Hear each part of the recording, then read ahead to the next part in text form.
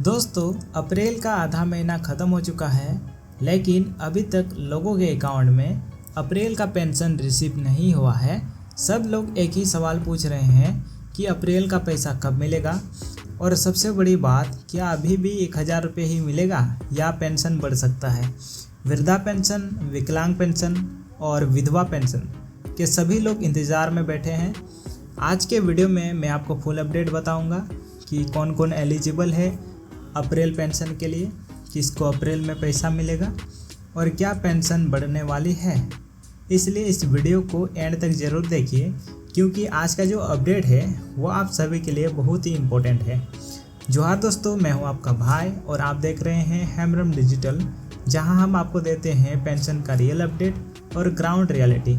चलिए सबसे पहले करंट सिचुएशन को समझते हैं।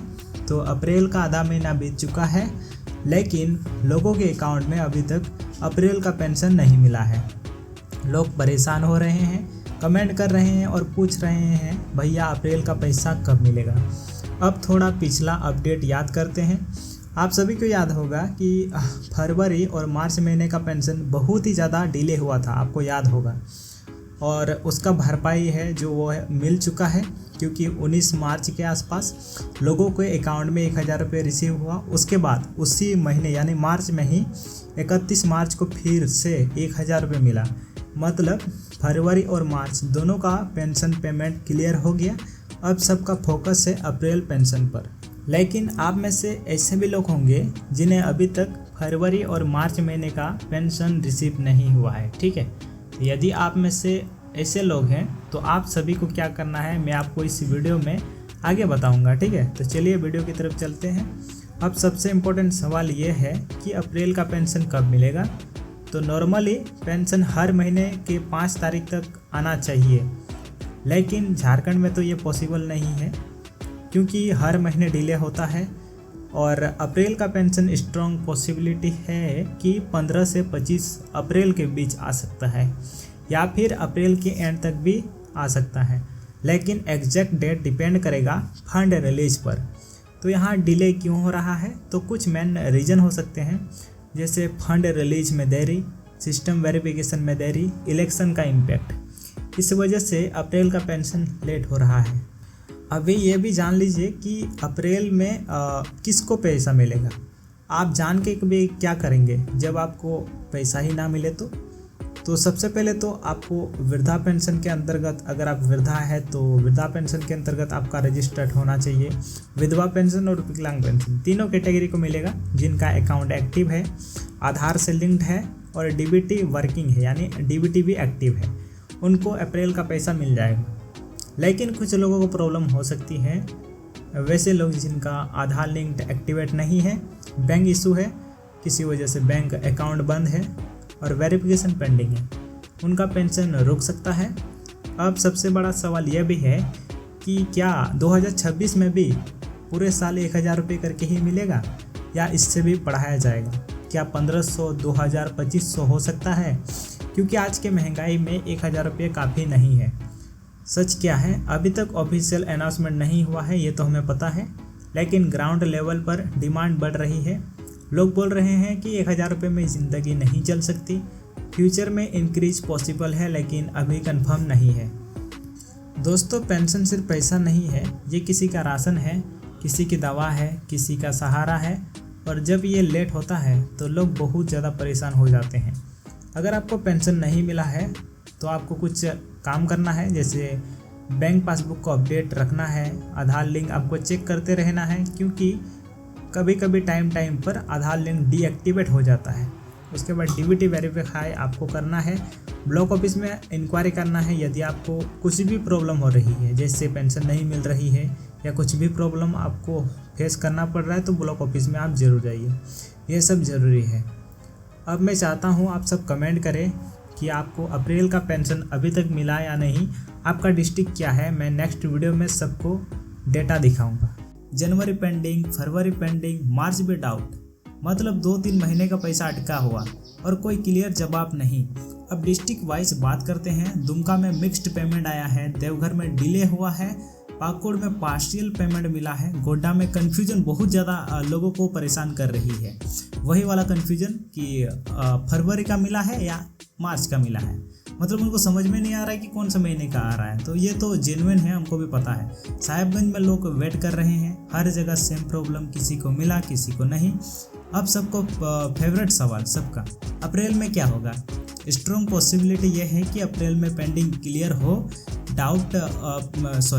डबल पेमेंट आए या एक साथ एडजस्टमेंट हो, लेकिन गारंटी नहीं है, सब डिपेंड करता है फंड रिलीज पर। अगर आपको डाउट है तो ये काम जरूर करें, PFMS पोर्टल पर चेक करें, बैंक पासबुक अपडेट करें, आधार लिंक वेरीफाई करें। अगर प्रॉब्लम हो तो ब्लॉक ऑफिस जाइए, पंचायत में पूछिए, कंप्लेंट कीजिए, चुप मत बैठिए। अब मैं चाहता हूँ आप सब कमेंट करें, आपका डिस्ट्रिक्ट पैसा मिला या नहीं मिला, तो कितना मिला। मैं सबका डेटा कलेक्ट करके नेक्स्ट वीडियो में प्रूफ के साथ बताऊंगा। दोस्तों, पेंशन सिर्फ 1000 रुपये नहीं है, बल्कि किसी का जीने का सहारा है, किसी की दवा है, किसी का राशन है, इसलिए इस इशू को सीरियसली लो। दोस्तों, मैं आपको एक सवाल पूछना चाहता हूँ, क्या 1000 रुपये में ज़िंदगी चल सकती है? सच सच बताना। आज के टाइम में 1000 रुपये की क्या वैल्यू रह गई है, एक बार खुद सोचिए। सिर्फ एक दिन में अगर आप बाजार जाते हैं तो 300 या 400 रुपये तो वैसे ही खर्च हो जाता है, सब्जी, तेल, नमक, दवाई और भी बहुत कुछ। और यहाँ बात हो रही है कि पूरे महीने की, सिर्फ 1000 रुपये में। दोस्तों, ये सिर्फ एक नंबर नहीं है, ये एक बूढ़े आदमी की उम्मीद है, या एक विधवा महिला का सहारा है, या एक विकलांग व्यक्ति की ज़िंदगी है। लेकिन सवाल ये है, क्या 1000 रुपये उनके लिए काफ़ी है?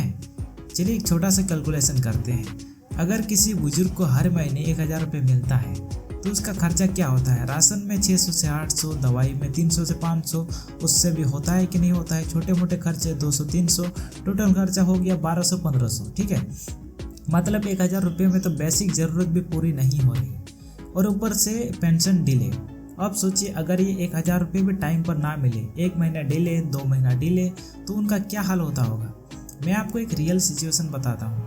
एक बूढ़ी माँ अपने बेटे पर डिपेंड नहीं रहना चाहती, वो चाहती है कि पेंशन से अपना खर्चा खुद चलाए, लेकिन जब 2 महीने तक का पैसा नहीं मिलता तो मजबूर हो जाती है किसी से उधार लेने के लिए, किसी के सामने हाथ फैलाने के लिए। दोस्तों, क्या ये सही है?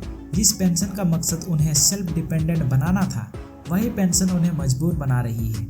और एक और सच सुनिए, गाँव में बहुत लोग ऐसे हैं जो सिर्फ इसी 1000 रुपये पे जीते हैं। ना कोई जॉब है, ना कोई इनकम है, ना कोई सपोर्ट है, बस पेंशन ही सब कुछ है। अब मैं आपसे पूछना चाहता हूँ, अगर आपको 1000 रुपये में पूरा महीना चलाना पड़े, क्या आप चला पाओगे?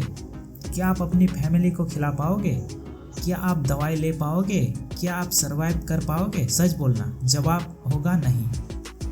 तो फिर सोचिए, जो लोग मजबूरी में इसी 1000 रुपये पे जी रहे हैं, उनका क्या हाल होता होगा, उनका स्ट्रगल कितना बड़ा होगा। और सबसे बड़ी बात, 1000 रुपये भी टाइम पर नहीं मिल रहा है, डिले हो रहा है, कन्फ्यूजन हो रहा है, ये तो और भी बड़ी प्रॉब्लम है। दोस्तों, मैं ये नहीं कह रहा कि 1000 रुपये कम है या ज़्यादा है, लेकिन मैं ये ज़रूर कह रहा हूँ, कम से कम ये पैसा टाइम पर तो मिले, ताकि लोग अपनी बेसिक लाइफ को चला सकें। और अगर पॉसिबल हो तो गवर्नमेंट को इस अमाउंट को बढ़ाना चाहिए, क्योंकि आज के महंगाई में 1000 रुपये काफ़ी नहीं है। आज का ये सेगमेंट सिर्फ एक सवाल नहीं है, ये एक आवाज़ है, उन लोगों की आवाज़ जो बोल नहीं पाते, जो सिर्फ इंतज़ार करते रहते हैं। इसलिए मैं चाहता हूँ आप सब कमेंट करिए, क्या 1000 रुपये काफ़ी है? आपके हिसाब से कितना होना चाहिए, ताकि हम सब मिलकर एक स्ट्रॉन्ग आवाज़ बना सकें। दोस्तों, पेंशन सिर्फ पैसा नहीं है, ये इज्जत है, ये जीने का सहारा है, और जब ये भी डिले हो जाए तो ज़िंदगी और मुश्किल हो जाती है।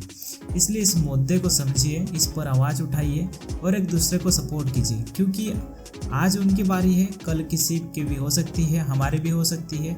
और याद रखिए, 1000 रुपये से ज़िंदगी नहीं चलती, सिर्फ गुजारा होता है, वो भी मुश्किल से। तो अगर आपको ये वीडियो अच्छा लगा हो तो इस वीडियो को अपने दोस्तों के साथ शेयर जरूर कीजिए, जिससे उनको भी आने वाली जो अपडेट है उसका पता चल सके। मैं मिलता हूँ आपको नेक्स्ट वीडियो में, तब तक के लिए जय हिंद, जय झारखंड।